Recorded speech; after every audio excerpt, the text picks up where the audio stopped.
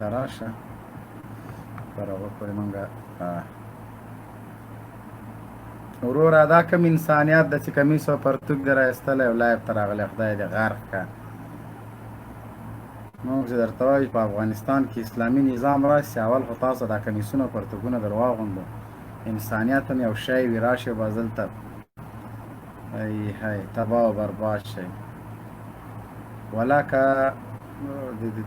یو مسلمان په خپل د کور په انګړ کې ولاکه دغسې لباس واغوندي یا بنین دې اچولی ده وروره څه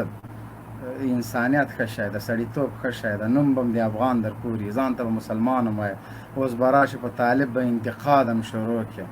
کم از کم دومره ادب نه لري په زرګونو خلک دلته لایف خپرونې ته ناست دي او ته بس کمیس او هر څه دې هغه کړي خدای هم غرق کړه په دغه انسانیت باندې لایف خپرونې ته چې راځئ یو داسې تکیه مه وهئ داسې انسانیت لږ زده کړئ نیغ چست کښېنئ دلته په زرګونو خلک دلته تاسو ګوري علما درته ناست دي مجاهدین ناست دي پوهان درته په لایف خپرونه کې ناست دي ته به راسې شړم به پروت یې ته به د کونې هډوکي دې مات دي خدای دې غرق نه کړه د بزکشۍ له میدانه راغلی یا د اندلس فتح کړی ده به داسې پړخ پړخ به ګورې رنګه مرکسه په دغه انسانیت ملګرو لایف خپرونه سره شیر کوي هم فکره ملګري مه راځئ دلته موږ سره د بلاک کنده شته هیله خواهش او ورورګلوي عذر درته کوو چې هم فکره ملګري د موږ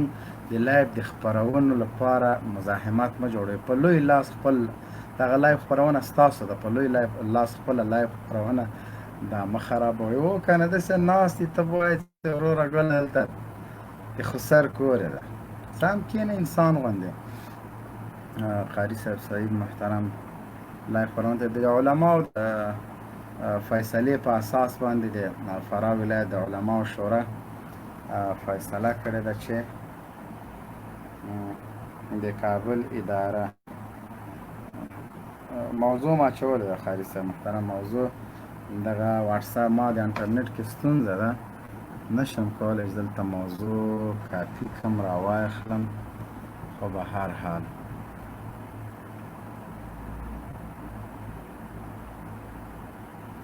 زه دغه موضوع هغه ته لېږم لږ صبر وکړه